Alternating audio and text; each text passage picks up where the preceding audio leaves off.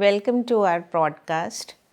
आज हम लोग इस एपिसोड में फ़ैन मेड मूवी ट्रेलर्स के बारे में बात करेंगे और इसके लिए हैं मेरे साथ में यशवर्धन।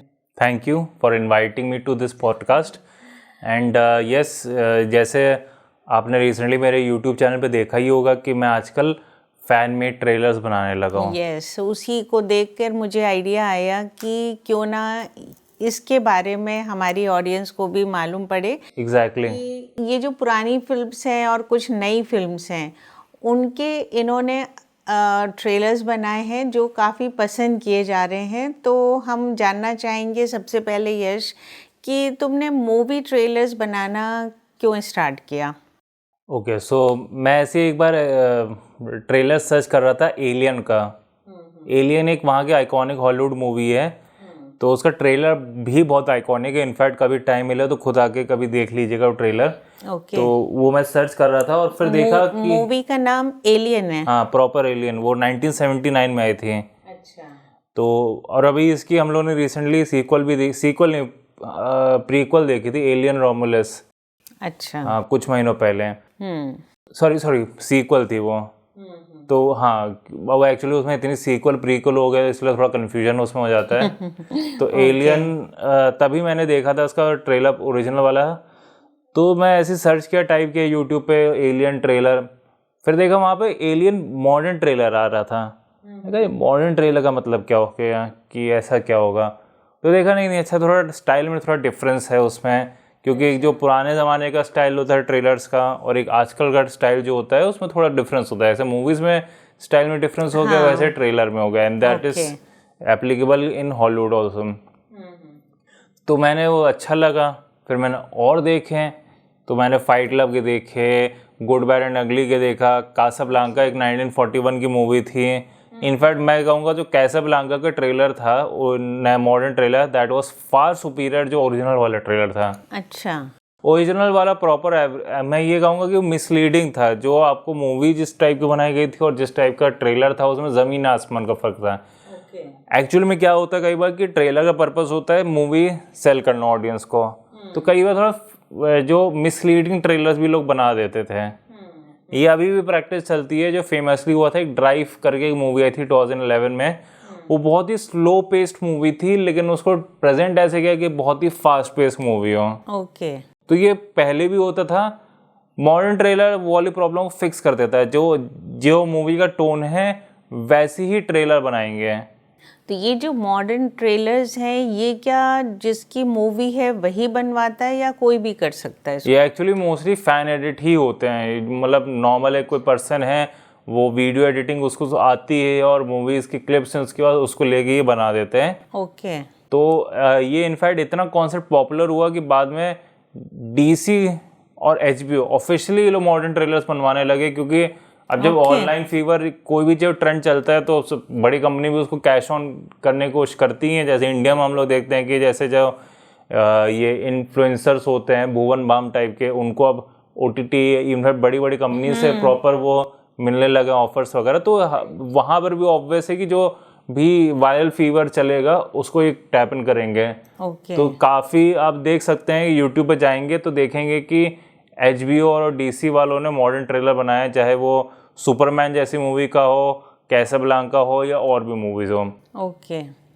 उन सब मूवीज़ को ट्रेलर देख के मैंने रियलाइज किया कि इंडिया में भी क्यों नहीं बनती इतनी ज़्यादा। इंडिया में भी लोगों को एडिटिंग का शौक होता है और ट्रेलर्स देखने का भी शौक होता है। इनफैक्ट कई बार होता है कि इंडिया में कोई बॉलीवुड मूवी आई, उसका इतने मिलियन व्यूज़ या पता नहीं कितनी जल्दी हो गया।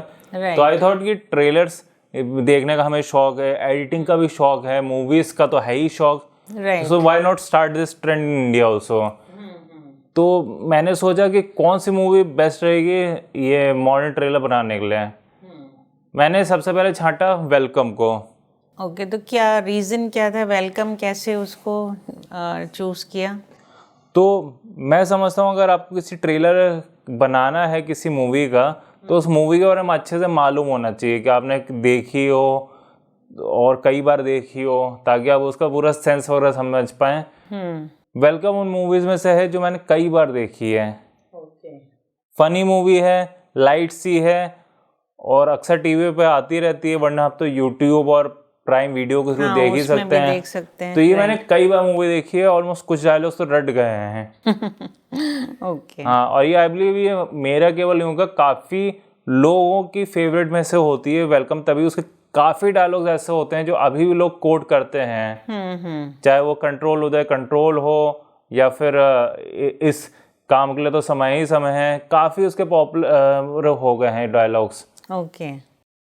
तो वही मैं देख के मैंने सोचा कि मैं भी बना लेता हूँ वेलकम का। तो मैंने बनाया, व्यूज़ भी अच्छा है because welcome is such a popular movie, उससे और मोटिवेशन मिला।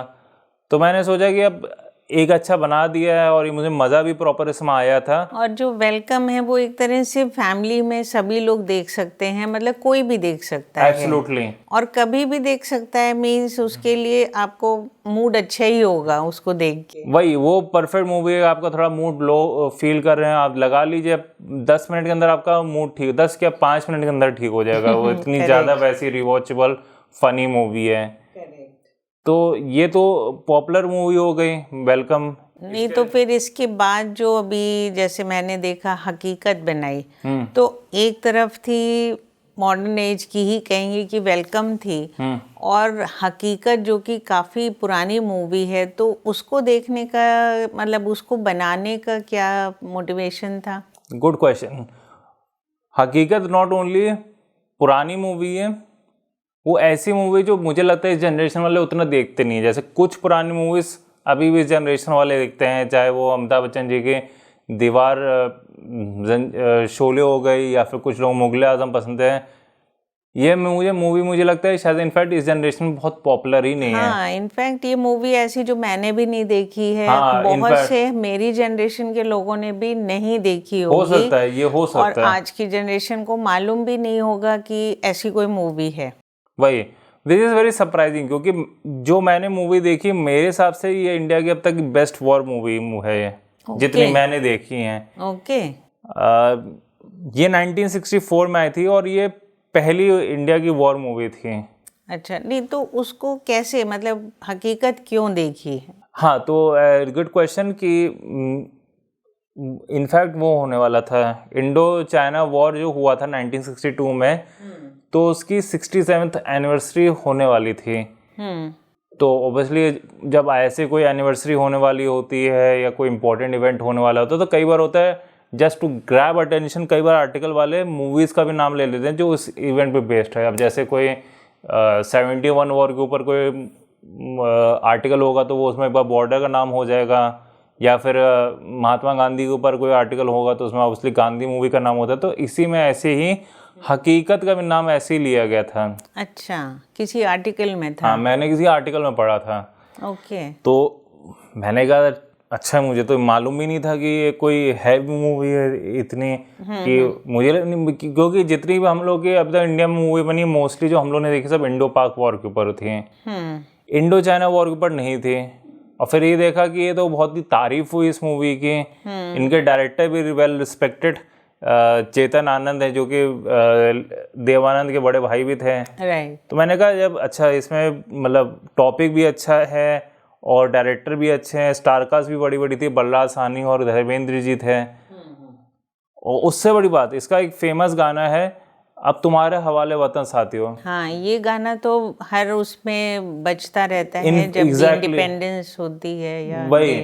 तो ये बहुत पॉपुलर गाना, आई बिलीव टॉप 5 पेट्रियोटिक गाना ऑफ इंडिया होंगे। बिल्कुल, हाँ। सबने एक बार सुना होगा, लेकिन मोस्ट लोगों को मालूम ही नहीं था ये किस मूवी का गाना है। मूवी का, हाँ। तो वो मुझे बड़ा सरप्राइजिंग लगा कि एक तरफ इतना गाना अच्छा है, ये सब जानते हैं, लेकिन किस मूवी का वो नहीं जानते हैं।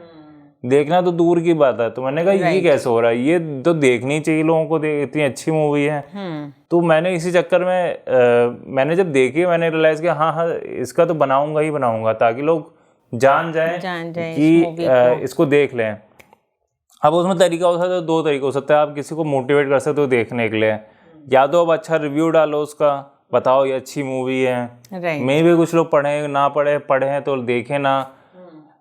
अब काफ़ी लोग हेजिस्टेंट हो जाते हैं कि वो ब्लैक एंड वाइट मूवी है, और एक तो पुरानी उसमें ब्लैक एंड वाइट, और ब्लैक एंड वाइट एकदम से लोगों मन भी नहीं होता है। फिर ये भी होता है कि इसके क्या विजुअल्स उतने अच्छे होंगे नहीं अच्छे होंगे, एक्शन सीन्स उस लेवल के होंगे नहीं है, वो टेक्नोलॉजी तब है। तो ये लोगों का हेजिटेंस होती है। अब मैं उनको बोल सकता हूँ कि तुम जाके या तो मूवी देख लो या फिर तुम ट्रेलर देख लो। मूवी तो देखने से रही है, ट्रेलर पहले देख लें। ट्रेलर अनफॉर्चुनेटली इसका आराम से मिलेगा नहीं है, नहीं जब इसका ट्रेलर है नहीं और जब मूवी अच्छी है तो इसका तो बनाना ही बनाना है। तो मैंने इसी वजह से इसको ट्रेलर बनाया और मैंने इंश्योर किया कि जैसे एक हॉलीवुड मूवी में, modern Hollywood movie, war movie जिस तरह से प्रेजेंट की जाएगी उसी स्टाइल में बनाऊँ। क्योंकि जो आई एम श्योर जो लोगों का यहाँ पे बेंचमार्क वॉर मूवीज़ का होता है, या तो बॉर्डर उड़ी होगा या फिर जो बाहर की मूवीज़ देखी होंगी, जैसे सेविंग प्राइवेट रायन हो गई, ब्लैक हॉक डाउन हो गई। अगर इंडिया में कोई वॉर मूवी का शौकीन है उसने हॉलीवुड की देखी होगी, फॉर सिंपल रीजन इंडिया में उतनी बनती ही नहीं है। तो जब मेरा बेंचमार्क, तो इसलिए मैंने इनफैक्ट इंश्योर किया कि जैसे हॉलीवुड में बनता है उसी लेवल का बने। तभी मैंने इंटेंशनली इंग्लिश सबटाइटल्स डाला ताकि अगर आउटसाइड इंडिया वालों को भी देखना हो तो देख पाए। और उसका रिस्पांस बहुत अच्छा आया वो। तो उसको देख के मैं आप सबको भी रेकमेंड करूंगी कि ये मूवी आप देखिए, लेकिन उसके पहले ट्रेलर ज़रूर देखिए। आपको ट्रेलर देख के एक्चुअली मन होगा कि मूवी को देखें, और मुझे लगता है वो मूवी देखनी चाहिए क्योंकि इम्पॉर्टेंट इवेंट है। प्लस जो ट्रेलर है उससे ऐसा लग रहा है कि उसका जो विजुअल्स हैं वो बहुत अच्छे हैं। और उसका रीज़न ये है कि वो मूवी जैसे मॉडर्न मूवीज़ कई बार होता है उतना अच्छा रिसर्च या तो नहीं करती हैं या फिर कई बार ऑन लोकेशन शूट नहीं करती हैं। इन्होंने लिटरली लद्दाख में जाकर शूटिंग की थी, उसी एरिया के आसपास जहाँ पे एक्चुअल में सब हुआ था। अस्काई चिन के ऊपर बैटल हुई थी, तो उसी के आसपास उन्होंने किया था। और उस वक्त क्योंकि फंडिंग उतनी आराम से मिल नहीं पा रही थी, तो पंजाब के सीएम ने इस मूवी की मदद की थी बनने में। हाँ, क्योंकि लद्दाख जाकर और शूटिंग करना है, मतलब उस जमाने की बात करें तो बहुत बड़ी बात है। परमिट लेना, परमिशन की मुश्किल होती है, फिर उतनी फंडिंग चाहिए। तो उसमें तो इसलिए उसमें एक्शन सीन बिल्कुल भी आपको वीक नहीं लगेंगे। अगर आप स्पेशली मॉडर्न बॉलीवुड की देख लें, जो गदर, उड़ी, सब सॉरी बॉर्डर हो गई, उड़ी हो गई, उनके जो वॉर सीन्स होते हैं और 1964 के वॉर सीन्स है, ज़्यादा आपको डिफरेंस नहीं लगेगा इन टर्म्स ऑफ क्वालिटी है, which is a big thing. अब वो उससे दिखता है कि वो मास्टर क्यों माने जाते थे हमारे जो चेतन आनंद थे। राइट। तो चेतन आनंद, आप सोच रहे होंगे ना कि इसमें चेतन आनंद तो ऑब्वियसली देवानंद को डाला जाएगा एज अ हीरो, क्योंकि वो तो उस वक्त नंबर 1 में से थे। बट इनको लगा कि उससे ज़्यादा सूटेबल होगा कि इसमें मेन हीरो स्टारकास्ट धर्मेंद्र को डाला जाए, वो जो उस वक्त के राइजिंग स्टार थे, और जो कमांडर जो सीनियर वाला रोल था वो बलराज साहनी ने किया था। वैसे भी बहुत ही ग्रेट एक्टर थे। हाँ, बलराज साहनी जी का देखी है। हाँ, तो उनका तो मशहूर होता है कि जिस कैरेक्टर की वो शूटिंग करते हैं, पहले वो उस कैरेक्टर को समझते हैं। एक मूवी थी 2 बीघा जमीन, नाम सुना हुआ है मैंने। तो उसमें उनको शायद रिक्शा पुलर बनना था। तो उन्होंने, मैंने कहीं पढ़ा था कि उन्होंने उस जगह जाके एक्चुअली रोड्स में रिक्शा पुल किया। अच्छा। और उनको समझने की कोशिश करी कि वो कैसे रहते हैं। तो उनके जो एक्सप्रेशंस आते हैं वो इतने रियलिस्टिक होते हैं, क्योंकि वो हर कैरेक्टर को डीप में जाके स्टडी करते थे। तो डेडिकेशन की बात हो जाती है। अच्छा, मतलब हम लोग जैसे मेथड एक्टिंग आजकल जैसे पढ़ते हैं कि आजकल जाए या तो बॉलीवुड में आमिर खान हो या हॉलीवुड में क्रिश्चियन बेल हो, जो अपना बिल्कुल रोल में घुस जाते हैं। ये तो मतलब कब से कर रहे हैं मतलब? हाँ, नहीं, पहले मतलब बलराज साहनी जी का बहुत ज़्यादा मतलब डेडिकेशन था, यही कह सकते हैं। वरना उनको क्या ज़रूरत थी कि वो सड़कों पे जाके रिक्शा पुल करेंगे और उसको करेंगे। तो डेफिनेटली उन्होंने बहुत अच्छा काम किया होगा। वो तो इसमें डेडिकेशन इन लोग, इसमें आर्टिस्ट की इतनी थी कि ये शायद इप्टा को बिलोंग करते थे। एक को यहाँ पे थिएटर ग्रुप हुआ करता था। तो इप्टा में कई सारे जो उसके मेंबर्स है वो फिल्म इंडस्ट्री में भी आए थे। तो इस फिल्म जो हकीकत थी उसमें भी काफ़ी इप्टा के लोग थे। अच्छा। तो इस, अगर जिसको नहीं मालूम, इप्टा का फॉर्म है इंडियन प्रोग्रेसिव थिएटर एसोसिएशन। तो एनीवे इसमें काफ़ी मेंबर्स थे जो इप्टा के थे। तो जैसे जो बलराज साहनी तो थे इप्टा के मेंबर, और जो चेतन आनंद के जो छोटे भाई विजय आनंद जिन्होंने एक्टिंग की थी वो भी इप्टा के मेंबर थे। कैफी आजमी भी इप्टा के मेंबर थे, और भी इसमें इप्टा के मेंबर थे जिन्होंने प्रॉपर काम किया था। उन्होंने बिना सैलरी के काम किया था इस मूवी के। हाँ, तो सबने एक तरह से उस अपने को देशभक्ति के साथ क्या था देशभक्ति कि के हमें साथ ये से। नहीं, हम तो ये इतनी बड़ी ट्रेजेडी जब कंट्री के साथ हुई तो हम इसको प्रॉफिट कैसे कर सकते हैं, तो वो फीलिंग, तो वो जो फील पूरी इनफैक्ट पूरी मूवी में दिख रही थी, जो पूरा जो उस वक्त सैडनेस था, डिसअपॉइंटमेंट था, जो वो अच्छे से उन्होंने शोकेस किया था, तो इसलिए मूवी अच्छी लगा। वरना इंडिया में टिपिकली वॉर मूवी क्या होता है कि अच्छे स्पेक्टेकल्स होते हैं, उसमें थोड़े देशभक्ति वाले डायलॉग्स हुहा वाले होते हैं और बैकग्राउंड स्टोरी वगैरह होती है, रोमांटिक सब प्लॉट। इसमें वो सब नहीं था, इसमें जो डायलॉग्स थे वो लग रहा था कि अच्छा रियल में लोग बोल रहे हैं। जो सब प्लॉट डाले गए थे वो भी लिमिटेड थे और उतने ही थे कि मतलब जितना ज़रूरत था कि आप कैरेक्टर्स वाले केयर करें।